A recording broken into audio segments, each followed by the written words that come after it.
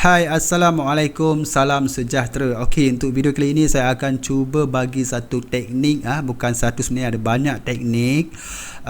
Macam mana kita nak mengenal emas tulen, emas tulen, supaya kita jangan mudah tertipu membeli emas palsu. Okey, untuk first kali, macam mana kita nak mengenal emas pada bau emas.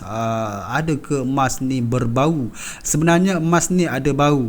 Okey, sebagai contoh, saya bagi tahu dulu, emas 24 karat adalah emas yang paling tinggi dia punya mutu. Emas swasta adalah emas yang paling rendah dia punya mutu.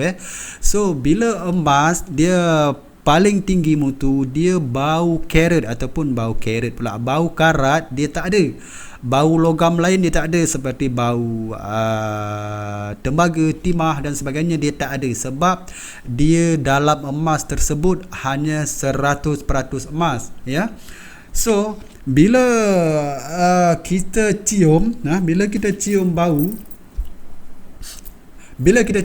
emas, bila emas tulen dia tak ada bau. Sebab sebab dia tak ada logam lain dalam emas. Dia tak ada logam besi. Kalau besi memang ada bau karat, tetapi kalau emas tulen dia tak ada bau karat. Okey, saya harap anda faham. Maksudnya emas 24 karat dia tidak ada bau apa-apa. Dia tak ada bau karat, dia tak ada bau macam duit siling.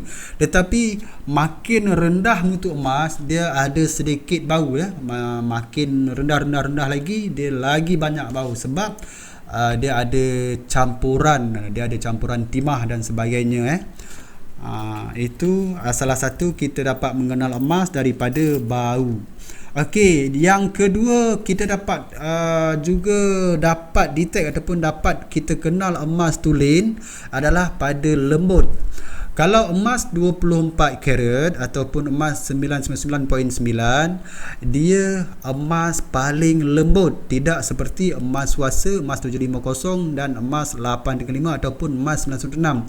Makin rendah mutu emas, maka makin keras emas tersebut. Kalau emas gold bar sebagai contoh, kalau kita gigit, dia ada kesan gigitan pada emas tersebut. Begitu juga kalau emas 916 yang emas hollow, kalau kita pulas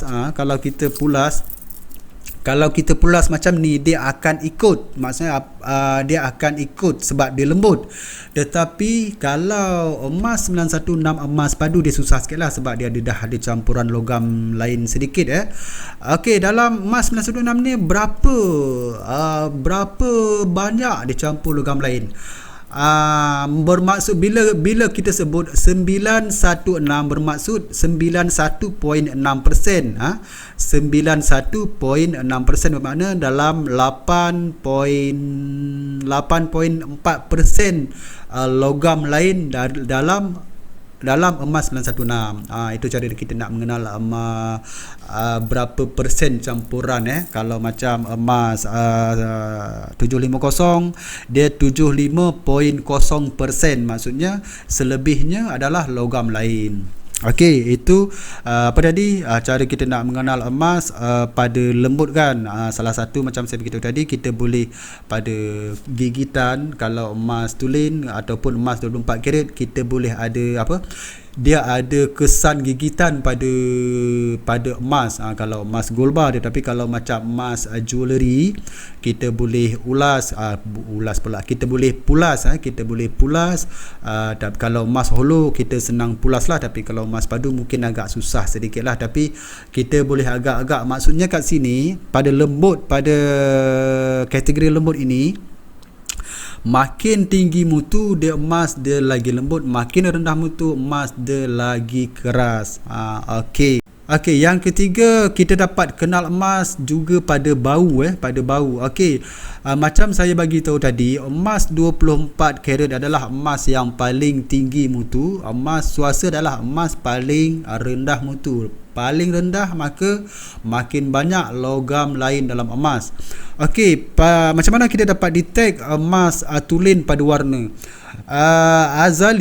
Warna azali emas adalah kuning emas. Bila saya sebut warna azali emas adalah warna kekuningan emas. So pada emas 24 karat dia warna emas masih kekal tetapi pada emas lagi rendah mutu dia warna dia dah hampir ke merah-merahan. Sebagai contoh, kalau emas 916 dia tak nampak lagi merah, tetapi bila sampai ke emas 750 ataupun emas wasa dia lagi merah.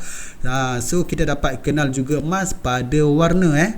Ingat satu kali lagi, emas 24 karat adalah emas yang masih lagi warna kekuningan emas, tetapi bila dah masuk ke emas 750 ataupun emas wasa, dia dah jadi color emas kemerah-merahan. So saya harap anda faham apa yang teknik-teknik apa yang saya sebut tadi. Yang pertama sekali tadi pada bau, macam mana kita nak mengenal emas pada bau, dan yang kedua macam mana kita nak mengenal emas pada warna pada lembut, dan yang ketiga kita macam mana kita nak mengenal emas pada warna. Okey, untuk selanjutnya saya akan bagi tunjuk ajar macam mana kita mengenal emas ataupun mengenal keturunan emas dengan menggunakan densitometer.